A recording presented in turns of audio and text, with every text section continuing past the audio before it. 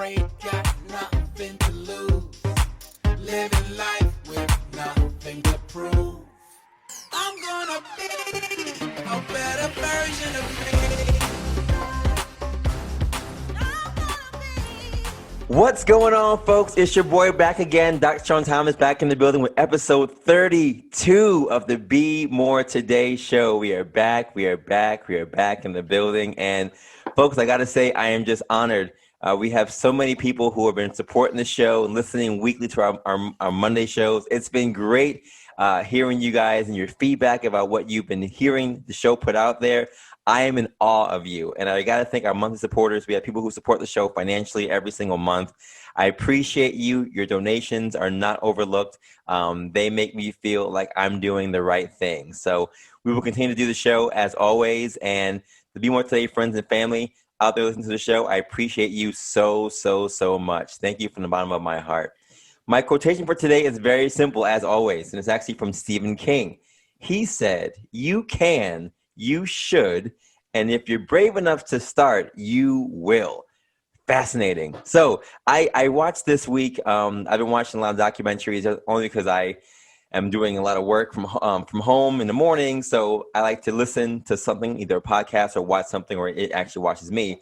And the last one I actually watched was this thing called The Social Dilemma on Netflix. And this documentary is fascinating. Now, we all have social media, right? Facebook, Instagram, MySpace. If you're back in MySpace days, with Twitter, TikTok, all these things. And the documentary, without saying too much about it, really goes into the way that these systems make us so dependent upon using these things, to the point where we're sitting there for 3 hours, 4 hours, 5 hours at a time throughout the week, just looking for notifications, looking for likes, looking for things that are going to just bring us back to our phones. And so much time is lost by doing these things. Now, I'm not saying that these things should not be used, right? Because they're great. I mean, Be More Say, we use it for all social media purposes, advertising, etc. They have their place. But there's also a place where these things can take over your life. They can be the things that hinder you from doing the things that Stephen King talks about, doing the things that you want to start doing, being brave about going out there and putting that willpower in certain things. They become distractions in a way. So my push for you for today is watch that documentary if you have the time, because it's very fascinating, especially for our kids who are out there. If you have kids, you're a parent who has kids, the YouTube Kids, there's a whole thing about how that's really going to be a push for our kids in the future, which we didn't have growing up. I'm from the dial-up era where we have to go online and literally you're on AOL. It takes you 5 minutes to get online and you just look at something and it's gone because the connection is so bad. So the instant access these kids have is something that we really have to look into. But check it out if you guys have a time this week to go out there and look at this documentary. It is fascinating, and it really looks at the way we spend our time every single day. Time is precious, as I always say. So make sure that you use your time without distraction. If social media is that thing that's taking you away from where you want to be, from starting where you want to be and being brave, like Stephen King said, then make some adjustments this week for that. That's my message for you guys this week. Social media is great, but don't let it take over your lives, because it can definitely do that. Speaking of documentaries, I have a guest on the show today who is one of the best in getting these things done. His resume is astounding, and his name is Jayson Haedrich. Now, Jayson is an Emmy-nominated nonfiction producer, director based in New York. He is trained as a cinematographer and video journalist, develops his craft filming NYPD Hostage Negotiators, Funeral Directors, and Exorcists. Come on, folks. A veteran with over 20 years experience, he produced on several iconic non-scripted TV shows, including Showtime's The Circus, TLC's 90 Day Fiancé, Vice's F That's Delicious, and A&E's Dog the Bounty Hunter. He created Criminal Defense, a documentary following public defenders in Brooklyn, and has overseen projects from concept through series. His documentary short, Tribute, followed the design and installation of the Tribute in Light 9/11 Memorial. He documented the public debate surrounding the rebuilding of the World Trade Center site in America Rebuilds, A Year of Ground Zero, and produced feature doc, Gubernatorius, which captured the story of 5 unlikely candidates during the California recall election in 2003. A passionate storyteller, he has experience leading production crews around the world, directing larger-than-life talent, and consistently getting even his most challenging subjects to reveal themselves. Ladies and gentlemen, boys and girls, pets included, welcome to the stage, my friend, Jayson Haedrich. Jayson, what is going on? Hi, just listening to you talk about me, all these memories of these projects just coming up in my mind that I think about the experience of being on those projects. And a lot of times I feel like as somebody who works in documentary, somebody who works in TV, almost similar to like when you take a picture and you look back at that time, that picture really shapes your memory. And so when I hear these projects and I think about them, the memory of being in that experience, I'm brought back to through watching them into what the experience was like. So thank you for the introduction. I just, before we go on, two things. One, a huge Stephen King fan when I was a kid. So that quote, just hearing it from him, that's surprising because Stephen King is somebody who, prolific writer, 10, 20, 30, 40, 50, 60 books. And so to hear him talk about that quote, and I think that's similar to the philosophy I sort of think about sometimes. It's baby steps. Baby steps is always what you need to get to where you're going. So that meant something to me, but also The Social Dilemma.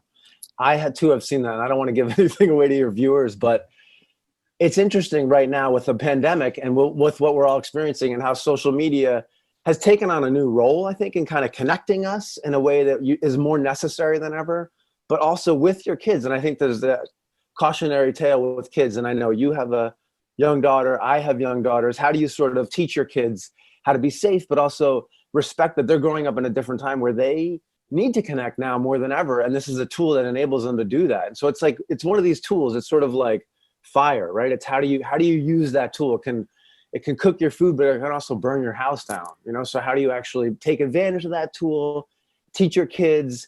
And Social Dilemma to me was something I think everybody should watch. Everybody, especially who has kids, everybody now who is in social media and on their phones all the time, because I think you're right. There's a challenge to separating from that. But there's also like the need more than ever to connect to people, right? Absolutely. So Yeah. those two things like kind of caught me as you were talking about them.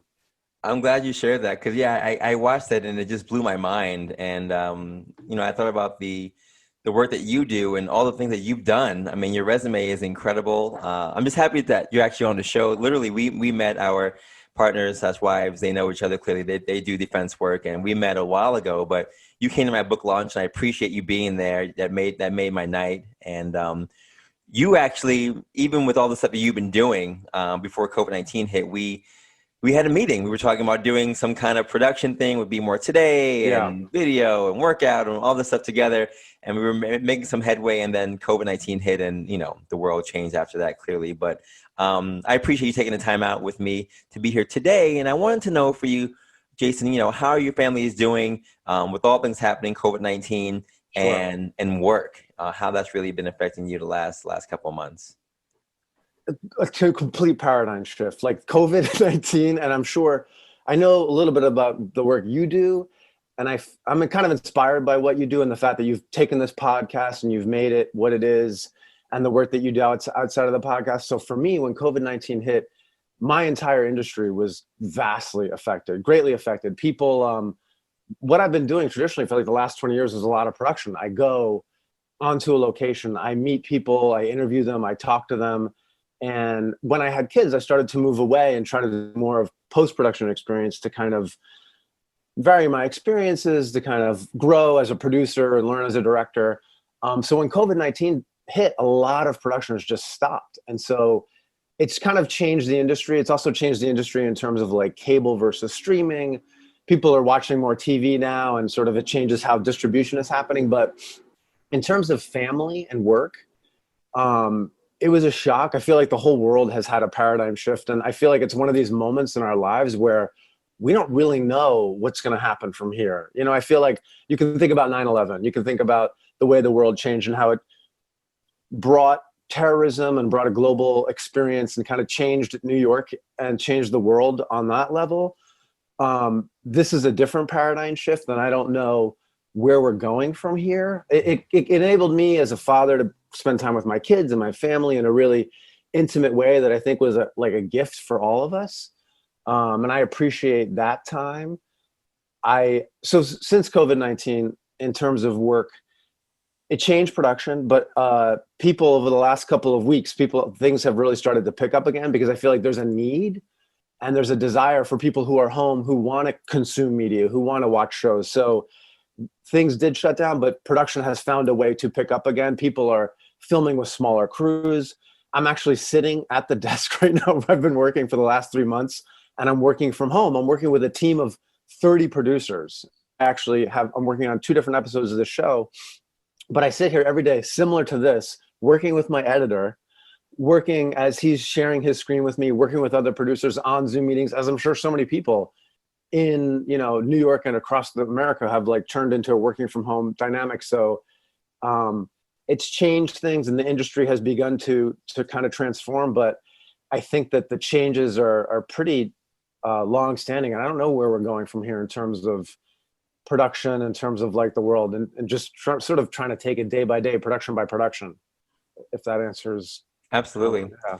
Yeah, it's been a roller coaster ride, I'm sure, for you. But the fact that you can, I'm always enamored with the fact that you can be on a Zoom call, because I'm not on Zoom calls, I'm in the clinic. So when people are telling me that they're on Zoom calls doing these things, and you talk about production for a movie or a documentary, that to me can involve so many moving parts. So the fact that you guys are able to do that literally from home, through the internet, through Zoom, what have you, that's incredible. That's incredible. The technology has changed so that we have a team in New York and a team in LA.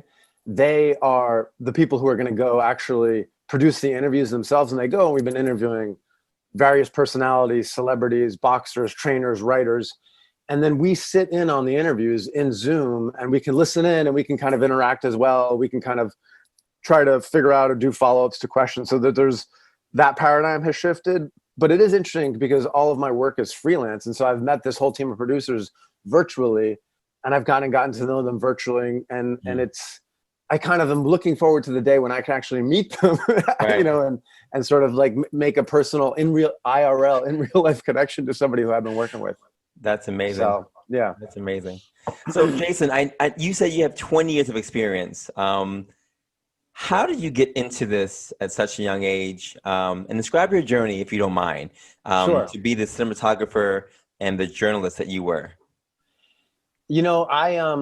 I didn't know what I wanted to be. I had no idea what I wanted to be in high school, and I was trying to figure it out. And I applied to film school with an interest in documentary and in film and in acting and all storytelling. I just wasn't really good at writing papers and sort of formulating my thoughts in that way. But went to film school, and I decided when I was in film school, I want to figure out all the different ways that I can engage film and TV. And so I took advantage of that, going to school in New York at NYU, doing internships. I had an internship with on crazy daily talk shows. We're sort of sitting there listening to people's problems, and they call up. Have you or your wife ever had this problem with your girlfriend? These crazy people who are calling up with their random problems. So I had that experience.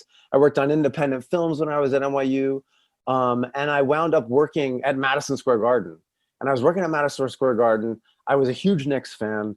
And I was like, in the control room during the games. And after the game, they'd send me down and hold this microphone in front of Larry Johnson's mouth. And so I kind of got that experience of sports TV. And when I was there was a filmmaker who I came to know, whose name was Frederick Wiseman.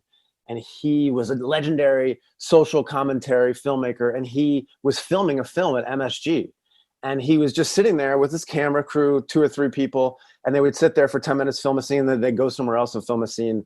And I thought, who's this guy? This is really interesting what he's doing. And I kind of got caught into the documentary bug of here's a scenario where you can actually go film different places and experience different worlds. I was kind of into the idea of, I got less interested in the film and TV set where I felt was a little controlled, and my mind didn't operate in the same way. And I was kind of excited by the idea of being able to go into a situation, learn about what that situation is and experience it, but not be part of it, but observe it and sort of tell the story of what that was.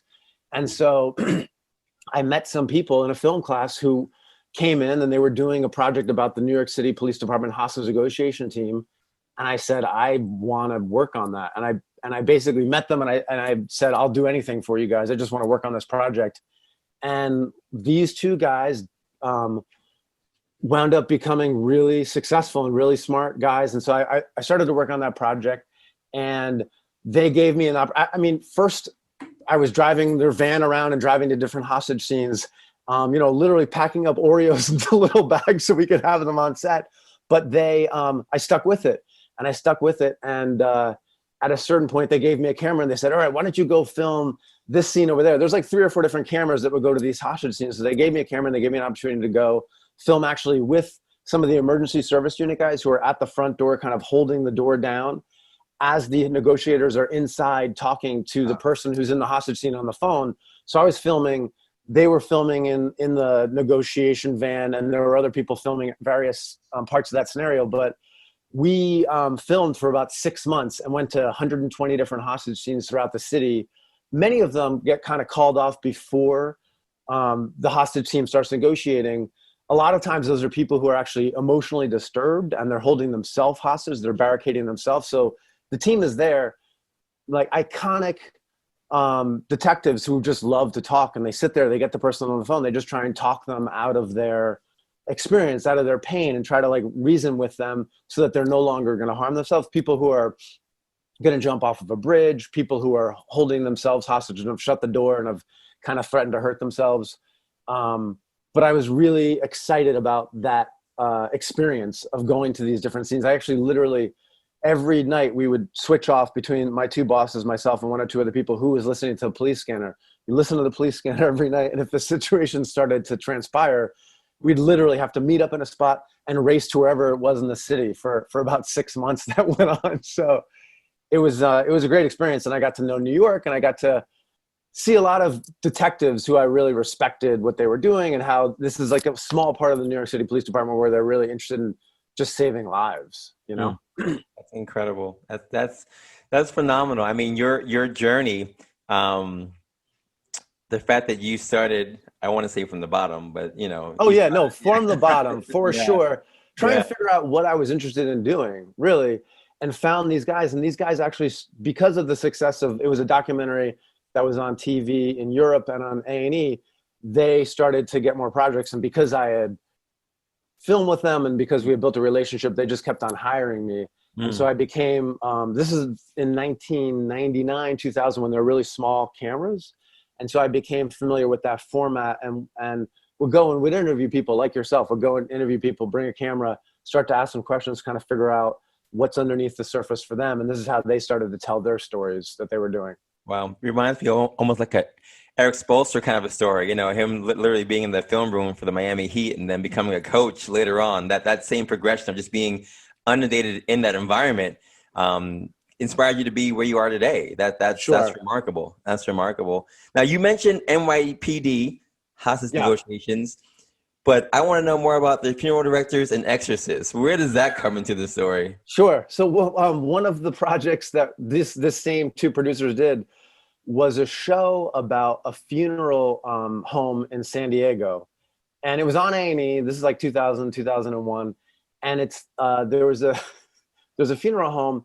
And so it's one of these shows that was kind of modeled after, there was a show on Showtime, and I can't remember it, but the idea is, here's a funeral home, here's the people who run the funeral home, and here's how they come together as a family and as a funeral home to help people who are in need, whose person, loved one has died. And so they're helping these person through their grief process. As, I think so many times in the grief process, they're actually a business who you interact with. And so you need to be sensitive to their needs. You need to know how to interact with people and how to help them put that person to rest. And so that's what they do as a business, in terms of running a ceremony, in terms of figuring out what kind of sermon, who's going to talk, and the casket, and all those things are really, really important for closure.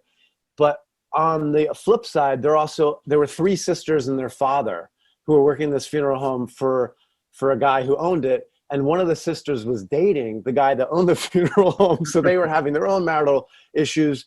And then the father, who was actually an ex-boxer, who was just a lovely guy who loved his daughters, but he had issues with his daughter, who was dating the guy that ran it. And so there was all this kind of fun family drama behind the scenes of this family who would come together to help these people put their loved ones to rest. So it kind of had both sides of like a back of the house, front of the house experience. And it was a great show. It was really, really fun to work on.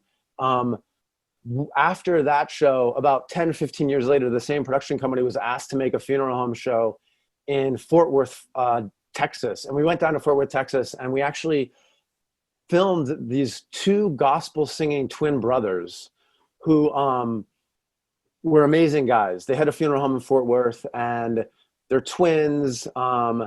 And they were really respected in the community because of their sermons, the way that they would sing, the way that they would preach.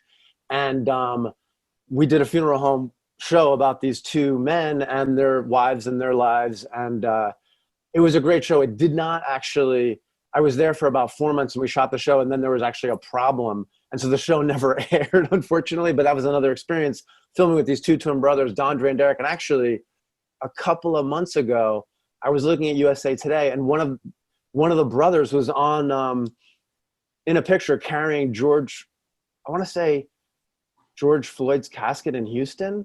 He was at the front of the procession, walking with the casket. So it was nice to see that these guys are still out there doing what they do.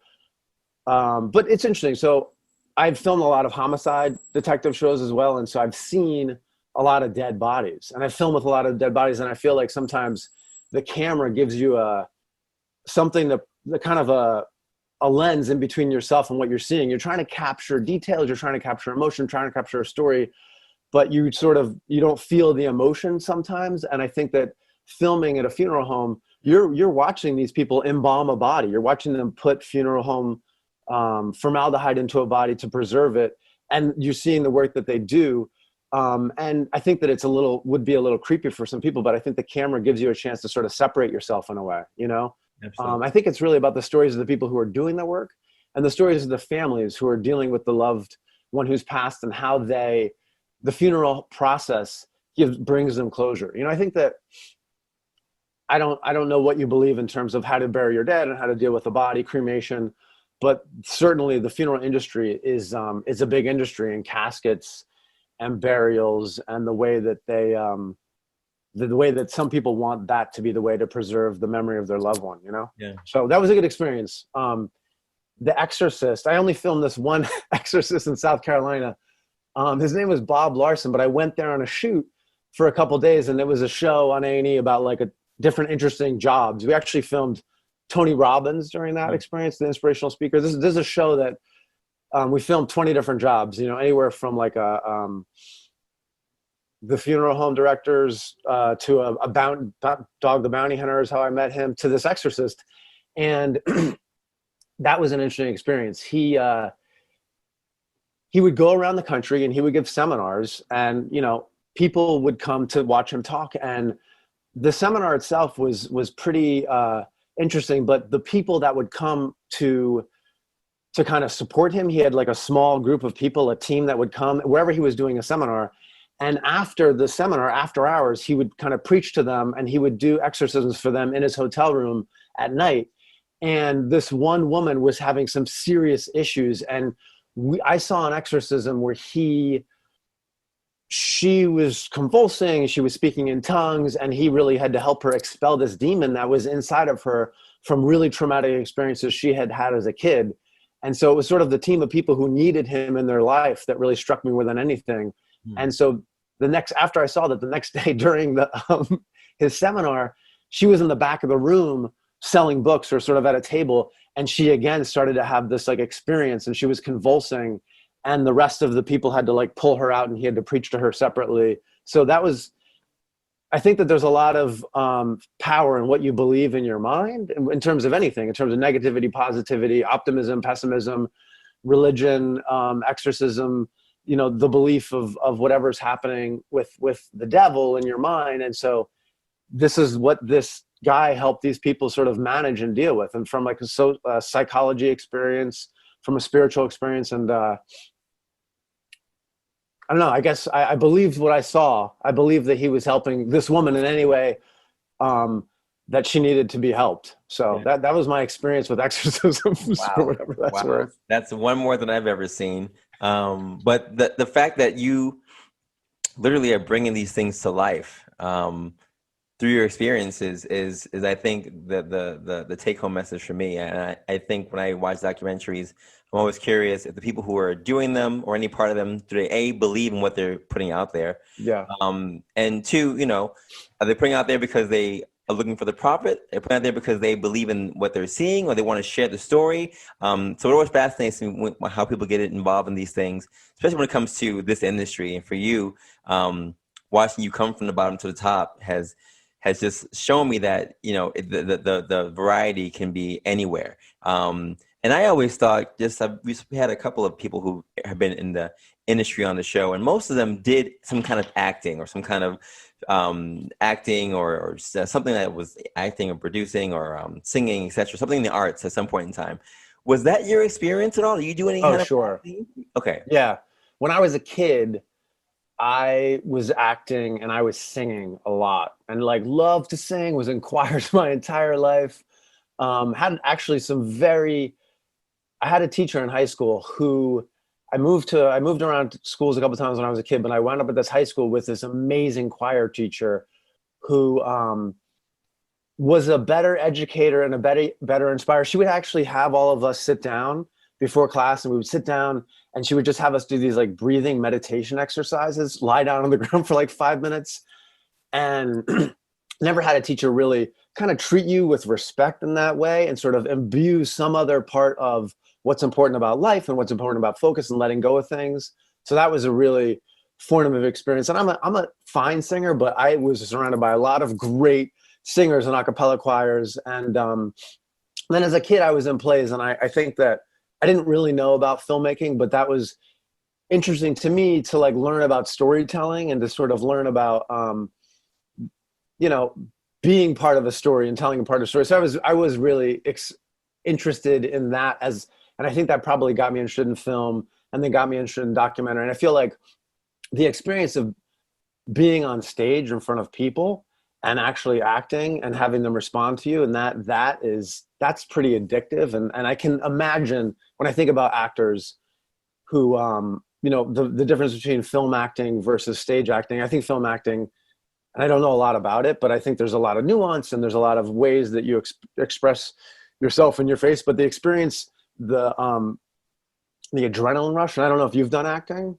Have you done acting? I did a little bit in high school. I did more performance arts like dancing and singing. Sure. So the experience of being in front of people though, and like sharing in that energy is just super. It's really insanely. Yeah, it's totally infectious. So to me, there's something.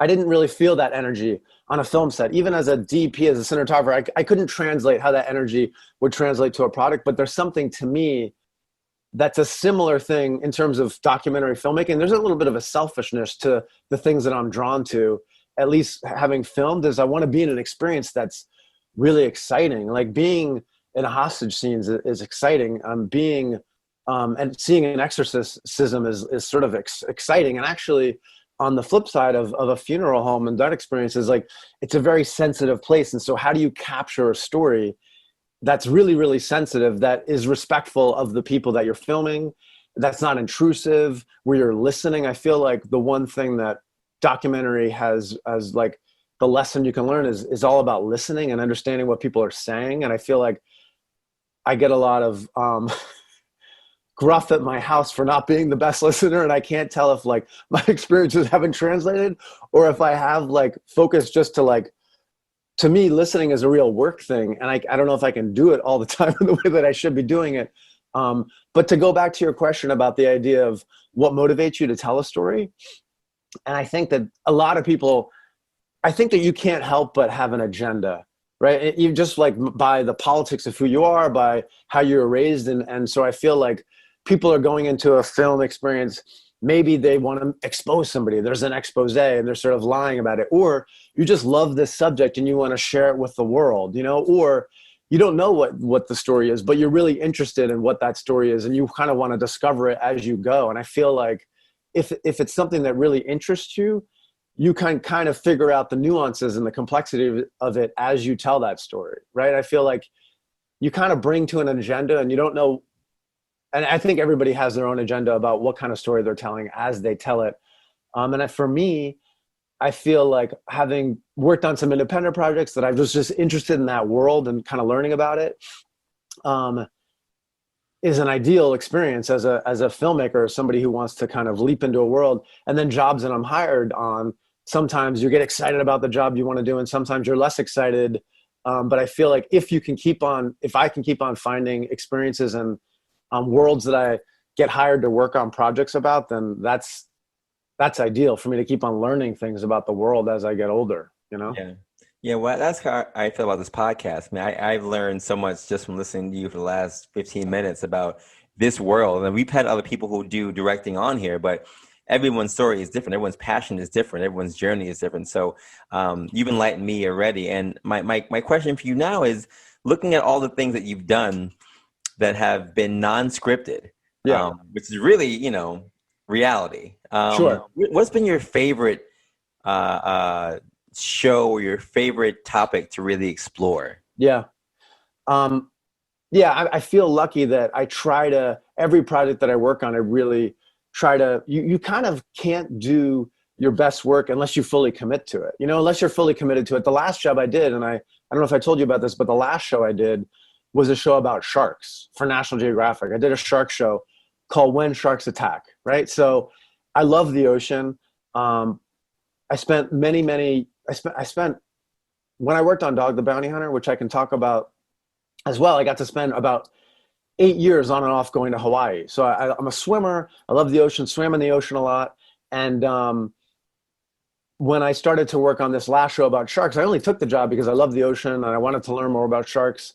And it's a show about shark attacks. It's a show about people getting attacked by sharks, and you have to figure out the science behind why did they do it. You sort of have to figure out, by researching, by talking to scientists, what might have happened. Was there a certain chemical in the air? I'm actually thinking that the people who I just listened to a radio story earlier, that they're talking about part of the some substance that's in sharks is going to be helped as part of the vaccine for coronavirus. And I was thinking, like, there's a way you could probably connect to what's happening with like death of sharks or life of sharks to some shark attack. But anyway, I got to learn a lot about sharks. I got to go to the Bahamas. I got to go to Israel and the Red Sea, interview scientists, talk to people who are bit by sharks, and come up with some theories about what might have led to this attack at this moment. At the end of the day, I mean, there are, I think that, if I remember correctly, 100 million sharks are killed every year by people. And do you know the amount of people that are bit by a shark every year is maybe 200? So the numbers are very, sharks are an endangered species. They're a wonderful thing. It's important to have them in the ocean for the health of our oceans as this top-notch predator. So I learned a lot about sharks. I learned a lot about the ocean. I learned a lot about the ecosystem of the ocean and what's important. So every project I do, I kind of like try and hook into something that's interesting about it for me. You know, it's funny. You mentioned 90 Day Fiancé, and I'm not a huge fan of 90 Day Fiancé, but when I talk about some of the shows, that's a show that people love. I feel like that's a show that people love. They know they love to hate some of the people that are on it. They love to love them. And I learned, you know, you get into one of these shows like 90 Day Fiancé, and the story is really about like, who is this couple? What is the drama that they're going through? And how, like any relationship has its ups and downs. This just happens to be the backdrop of, if they don't get married to this other person, then they're going to have to leave the country. And so there's a lot of pressure and stress that's just, you know, imbued into that situation. So it's funny because I feel like I worked on Dog the Bounty Hunter for many, many years. I had my first daughter, and that show ended, and I kind of like took the opportunity to, okay, so what am I going to work on next? How am I going to work on shows that either pursue a show that I really want to work on, or work on something that I haven't worked on with a new company so I can learn about a new experience, learn about something new. So I'm sort of trying to take the time to figure out different projects that I can do that help me grow as a person, help me grow, gain new experiences, help me learn new things, rather than kind of working on one show and sticking with it. How do I learn new things and take advantage of that possibility, you know? Wow. I mean, I took so many things from that. I took the fact that you learn so much from what you do. I took the fact that your most recent joy is what you're working on right now. I feel like some people just look at what they did in the past, they did 10 years ago, 5 years ago, but you love what you're doing right now. And that to me is I think something that can really inspire others to know that we should always be doing the next thing. and you're really judged based on what you're doing right now. What is your latest thing? I talk to my coworkers at my job all the time, and we talk about if they want to go to their next job or if they want to transition to another thing, what we look at. And I say, look, I don't care how you start. I care about how you finish. I care about what you're doing at the end. So the fact that your transition is always going to the next thing and still learning and learning and learning, I think that is a testament to your dedication to your craft and your dedication to not even the physical part of your craft, but literally just like the intellectual stimulation that you get from these things that gives you the foundation to take that to your next project or your next thing or your next job. That's inspiring to me. And that lets me know that we should all take a piece of that and recognize that we can learn from everything that we're a part of. Yeah. The shark thing, I've seen that a couple of times on TV. I'm fascinated by sharks. So the fact that you were out there with them, that is, yes, that is hot to me. And I got to hold a shark. I got to hold a shark. We were attacking sharks. I'm jealous. I wish I could have been. I mean, Hawaii, yes. Let's talk about Hawaii for one. But just to hold a shark and they're fascinating creatures. And there's been so much speculation behind why they attack humans. And, we grew up in the Jaws era when it came to TV shows. So that was like the biggest thing, seeing Jaws was scary. But recognizing that based on even your numbers, you said, we're the ones really hurting them more than they're hurting us. Sure. So documentaries for me bring that out. They highlight the things that we should really be looking at. They highlight the facts, good documentaries, highlight the facts. And I think you're doing that. So kudos to you. I mean, sometimes you work on a project and you don't know how the edit's going to turn out in the end, but you have to okay, what am I going to get out of this? How am I going to learn out of this? And I felt, all right, this show's about shark attacks, but how do I put all my time and energy into educating people about some of these other things that we're talking about? So it's, a show and a network might want to talk about fear, but okay, that's fine. But how am I going to inject anything that I can do to kind of broaden the scope of what I think is interesting? And you know what, you mentioned something earlier about your clients and talking to people about what's next. And I think part of the fear, but also the benefit to the work that I do as a freelancer is I'm not really sure what's next. I don't really know what's next ever. And so I try to build up as many contexts as I can. But when coronavirus hit, there were several months where I wasn't working. And so I feel like there's doing this kind of work. When I started to get involved in it, there's a little bit of not knowing what's next and sort of trusting in the process and having faith in the process.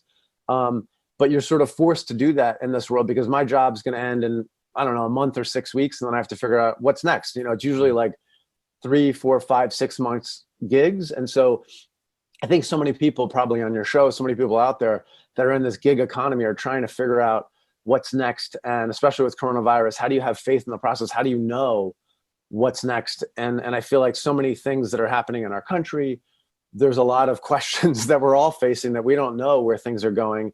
And so I think that we're all kind of in this, I don't know, as an adult who's earning money for our family, who's trying to, live in New York and kind of keep making a living, there's a lot of questions that we have about what's going to happen in our country. And I think that we're all sort of operating, doesn't seem like the past and having a pension and having a long-term job is the norm anymore, right? So I feel like we're all kind of struggling to figure that out together, Absolutely. How much do you think, we know coronavirus clearly affected your job in a very serious way, but politics, Black Lives Matter, those things, how much does that affect your profession in terms of you, especially because you, like you said, you don't really have an ongoing thing. You do projects, and when they end, you go on to the next one.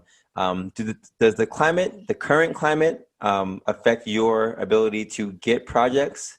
No, I would say it's interesting because I think we're going to be seeing a lot of stories about Black Lives Matter, the importance of the protest. I feel like the need and the desire for people to learn about what's happening with the world is not going to wane. And I think that, so one of the other shows I did was called The Circus, and it's about politics. And I was actually in DC during the Brett Kavanaugh hearings. And so that was a pretty contentious time during the Brett Kavanaugh hearings and during the beginning of the midterm elections in 2018. And so that show actually is filming right now during what's happening with the election with Trump. And I got to be in the White House sitting, actually, they thought that my crew was part of the Polish president came to visit Trump at a certain point. And I was at the White House at that point filming the Polish president arrive in his limo, and they didn't let any of their crew that I shouldn't have been there at the time, but they thought that myself and the person I was with were part of the Polish media. So they shuffled us all into the Rose Garden, and we're watching like Trump and his wife and the Polish president walk by, and then they shuffle them into the Oval Office. And I didn't really even know, what was happening with the meeting, but I got the chance to see, our unfortunate leader at the time and see a little bit about how politics operates and see what was happening. Actually, the Brett Kavanaugh hearing was a little depressing, that the fact that for me, the politics basically got involved and that he got nominated. And so now with what's happening with Trump, separate issue necessarily, but people are still telling stories about politics. People are still telling stories, and people are more interested in what's happening and how Black Lives Matter there are stories there to be told that are important to be told. And I feel like media, especially Vice, is very active in covering a lot of these stories in a really on the ground way. All these news outlets that are out there are really like invested in covering change and movement, and hopefully the change that's going to happen in November in our country. Yeah, I agree with you wholeheartedly. I love Vice. I tried to watch the Circus, but it's on Showtime. I don't have Showtime, so I gotta work on that. But yeah, anything that highlights again those things that we are not privy to. I mean, you were privy to a situation or even experience being in the White House that most people nowadays, especially after 9/11, are not privy to, even going in there and doing certain things. So your access is unlimited. And I think about the Circus, and I think about the other documentary you worked on, Gubernatorius, which I did some research on myself as well. That by itself is insane. And I remember that time in 2003 with the election that was happening in California and all the people who were stepping up. What was it like working on that show?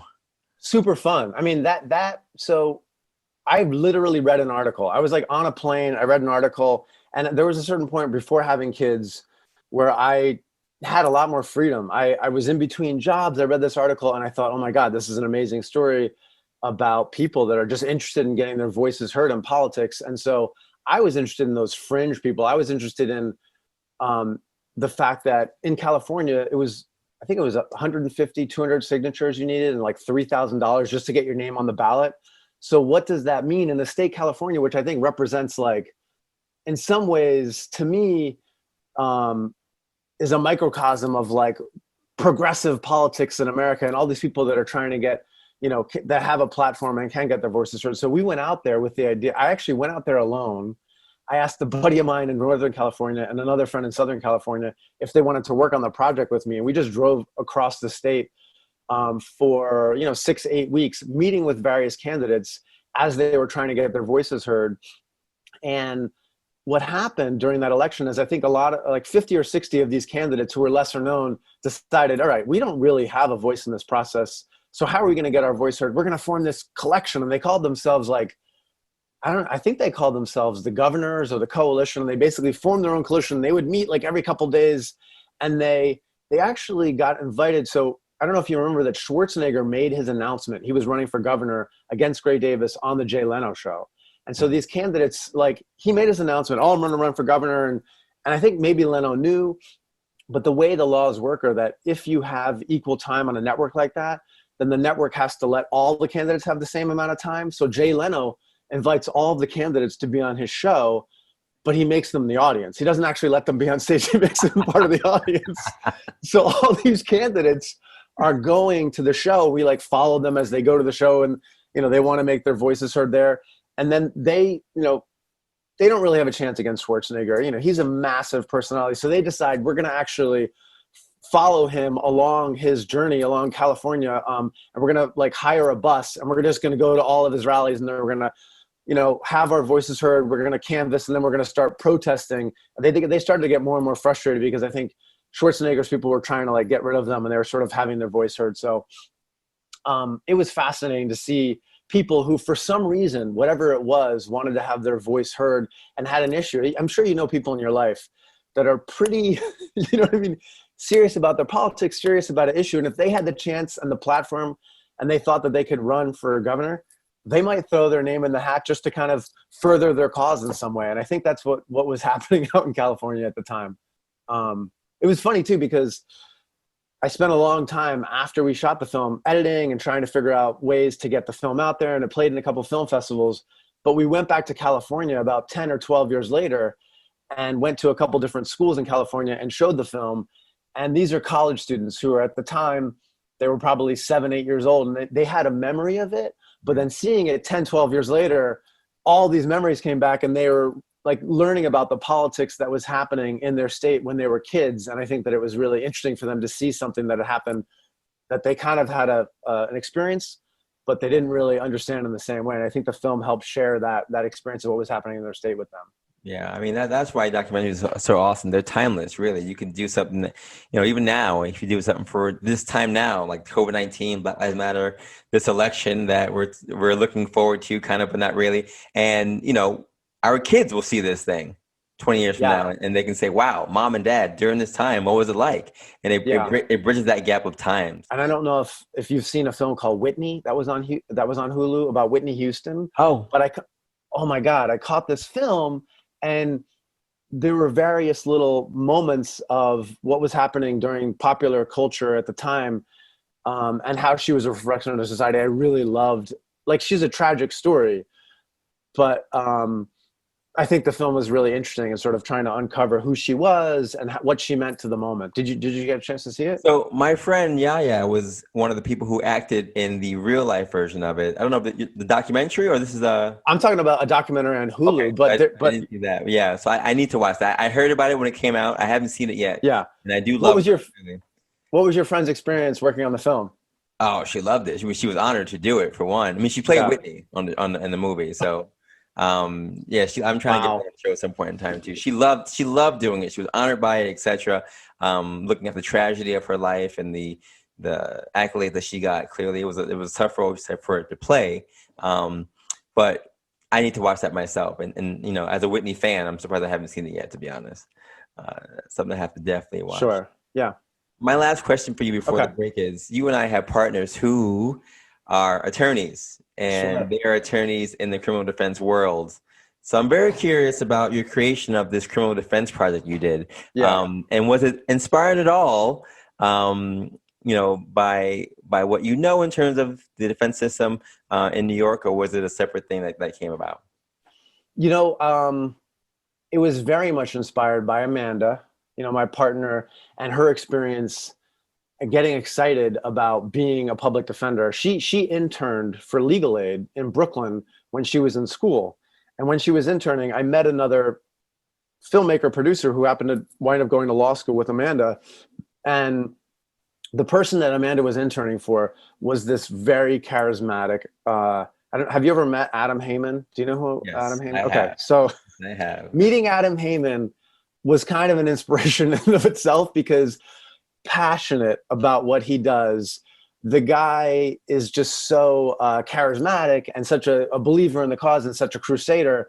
And so meeting him and then meeting other lawyers who also are similarly inspired by the message, by the mission of helping people and of sort of finding justice for people who are underrepresented. And that story, I feel like when we were filming and when we got inspired by that, there wasn't as much of that type of storytelling, or that story wasn't as important, or it wasn't as widespread as it is now. And I feel like at the time we thought it was important to kind of talk about people who are crusaders for this mission, that it doesn't matter whether somebody did something, whether they didn't do something. There's all these other circumstances surrounding their lives, what led to that, and then they deserve an equal say in the justice system, because the stack is decked against them. The stack is decked against people who are accused of crimes. So how do you give those people, and what's important about giving those people equal say and equal justice in our time? So it was a combination of Amanda and a combination of meeting people that she was interning for who were passionate about it, and figuring out a way to kind of talk to Legal Aid and then agreeing that it was an important story to tell. So I like that. Clearly, as everyone knows, my wife is also in the same work, criminal defense, and being around these people every day, you see the struggle, you see the dedication they had to put into these these stories, because again, our system is so crazy, especially in New York City. And that story needs to be shared with everyone. So I'm glad that it's out there for the world to see what actually happens. And, you know, in a world where we talk about social media and documentaries and fake news, it's just good to see the truth come out in a way that is hopefully going to change the minds of many to really see what really happens with our system and the real issues that our system really has. So thank you for doing that work. It's really, really appreciated. If you're just joining us, folks, at this time, this is episode 32 of the Be More Today show. We're here with Emmy-nominated nonfiction producer, director, Jayson Haedrich. He is my guy, and he has been doing so many things, so many projects. He's been so many places, and his story is inspiring to us for so many reasons. But at this time, Jayson, I got to ask you, we've been asking everybody what the phrase "Be More Today" means to them. You mentioned it a couple of times in the show already, but I'm curious if you had to define it in any way. What does the phrase "Be More Today" mean to you? Sure. You know, that's a good question.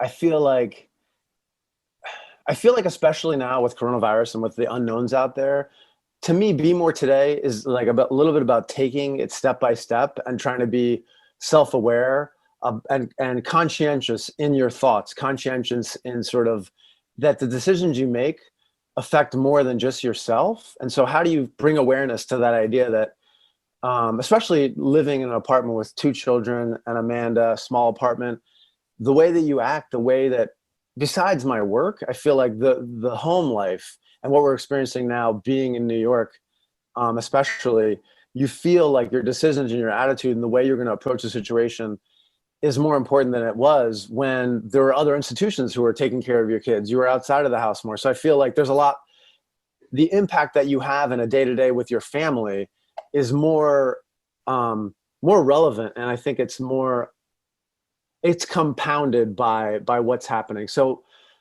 I feel like the situations and like, if somebody gets upset in my family, how do we manage that so it doesn't multiply onto the next person? Is sort of, I mean, not to be like nitty gritty about it, but I feel like we're spending a lot more time with our families. And so whenever we can get outside too in New York, I feel like it's such a great experience to go outside, to kind of have some space and to sort of be in Brooklyn right now. Absolutely. But yeah, I think being more today is a little bit of being, how does your immediate day-to-day impact your family, impact who you are, and then still trying to like move my projects forward, move myself forward, grow as a person, and sort of take baby steps. I mean, there's 10 films that I want to make. And so how do I like just take baby steps on each one, so that who knows what step is going to lead to the next contact? Who knows, you know, how this person might deepen a story in a way that's going to make it more real and more, you know, come to life. So I love it. Now, you and I have talked about a couple of different things, but as you know, you were at my book launch, so I thank you for coming, for one. And I wrote this book, Be More Today, a 4-day guide to a better version of you. And in the book, I talk about these steps to greatness. They're basically these steps that people are inspired to do to either start something, stop something, or have some kind of goal for their life. So I'm curious, Jayson, director Jayson, Emmy-nominated Jayson. What's one thing that you wanted to start doing or have already started to do for 2020? Well, it's interesting because I'm thinking your book launch and you're so good and focused on health, and it's about like how your inner person and how building your strength and how sort of your physicality helps you in life. And I am a pretty committed swimmer, and so I've been swimming for most of my life, and coronavirus really stopped. We couldn't go to the gym, we couldn't swim, so I started to bike more. I've been bike up around Prospect Park, and I feel like as I've been sitting, I've become way less able to sort of get myself outside. So I think I'd love to sort of figure out how to be more inspired to kind of stay physically fit. But one thing that I think actually I've been thinking about more and more that I try and do more is meditate. I think meditation and the chance to sort of like clear your mind, because I feel like your mind can get pretty wrapped up in thoughts, and sort of, if you give yourself the chance to meditate and relax and remove yourself, then I'm trying to figure out a way to make that a more regular practice, actually. Yeah, no, that's a good thought. Do you meditate? Do you I pray, I meditate. I actually, I've been getting up. I go to bed with my daughter because she sleeps now around 8:30, which is awesome. Wow. 8:30. Yeah, we worked hard for that. School has helped that a lot. Kindergarten is amazing. So yeah, she's in school now. So basically, she's in bed by 8:30, 9 the latest. And I usually, because I come home so late, I'll go to bed with her at 9 o'clock. So I'll wake up at 3 or 4, and I'll do my work.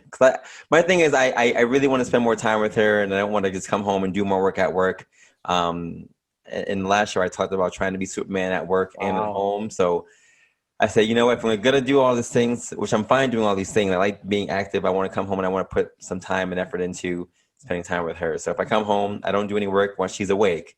I'll do while she's sleeping. So I'll go to bed with her at 9. I'll wake up at 4, and I'll do my work from 4 until 7, or I'll work out, in the morning, or I'll meditate or do my devotional or my prayer, whatever I'm doing in the morning. I have someone who I talk to every day for about a half an hour in the morning. We just talk about feelings, what happened with the day before that, how we're doing, and we pray together every single day. And that becomes my meditation. That becomes all right, the world's about to happen, or my workout is my thing. The world's about to happen. Let me just put my body through this time of me, whether it's like this grunt time of exercise, physical activity, or this like calm, serene time of just reading the word or the Bible, what have you, praying, meditating, and then I start my day after that. And that keeps me grounded. That keeps me pretty focused throughout the rest of the day. Yeah. That's great. That's a little inspirational to me, because I feel like I actually, when my kids get home, I sort of try and spend time with them. And then when they go to sleep, I actually have to usually get back to work for a couple hours. And so, and I find that to be relaxing to be able to work when they're home. But I feel like the meditation and starting your morning and getting yourself, like, your mind right, is, I want to be able to do more of that, because I feel like that's important. Yeah. So it's hard. I mean, I'm a morning person. So like even today, I was up at 3 o'clock today. Why? I don't know. I just could not sleep. So I was like, let me get up and do some stuff. But nighttime, I'm sleep mode. Like when I get home, and if I'm done from a long day, I literally am a robot. I just turn great. on. So I couldn't do what you do when the kids go to bed. I would be not productive after a certain time. So everybody does their thing. It's whatever's best for you. Yeah. What's one thing you wanted to stop doing or have already stopped doing for this year? What's one thing I want to stop doing? So many things I want to stop doing. What? I mean, I want to stop. Oh, you know what? I think I need to be a more patient person. I think at the end of the day, I need to sort of, like, this goes along with meditation, reacting, just like stop reacting, start, like, and I don't know if you can tell from the way I'm communicating with you, I'm the type of person who doesn't necessarily think before I talk. I just talk, unfortunately. And so I just sort of, like, want to sort of give myself a little bit of thoughtfulness before I speak. And, like, we are a lot trapped in a small space. Observe what's happening.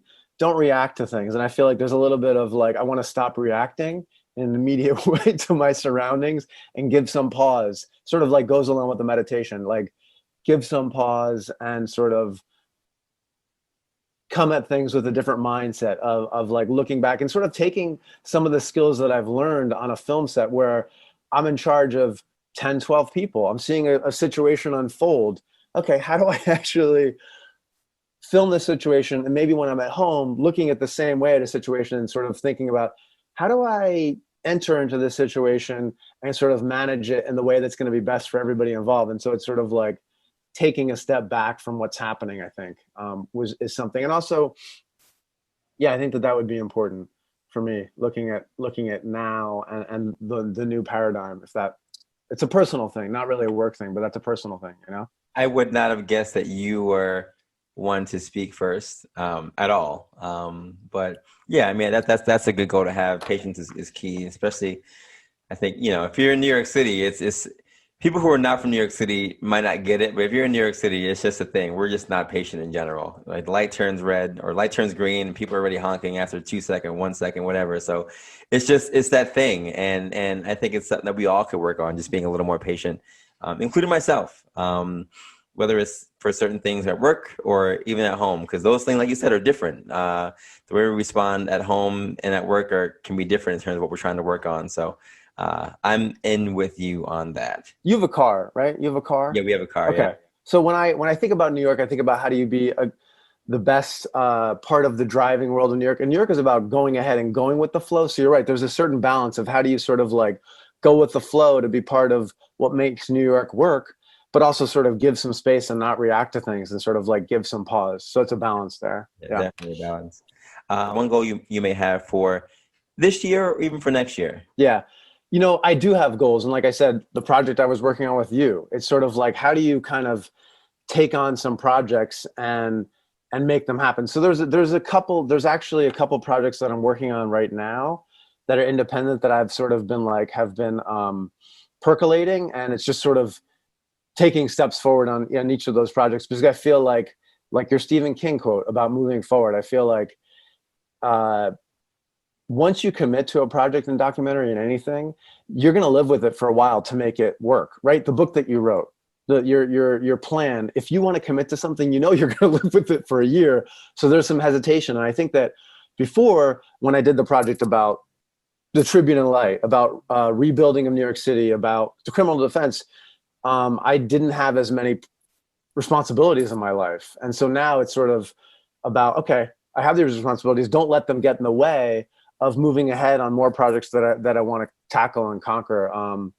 So it's sort of about sort of pushing things forward on a personal level and that's very general, but that's what I'm always trying to do. That's what I'm always trying to do, is like working on a few independent projects and push them forward. Awesome. Yeah. Any final tips, advice you want to share with aspiring directors, producers, or anything you want to share with our audience? You know, I think that for me, a big advantage was finding people that I could work with, that I could learn from. And I feel like it's hard right now with Corona because people aren't hiring interns. There's no in-person, situation. So I feel like as much, it's how do you kind of make that work? So I feel like social media networking sites about TV and film, I know there's a bunch on Facebook, are good ways to kind of get involved in conversations, to find out what's happening.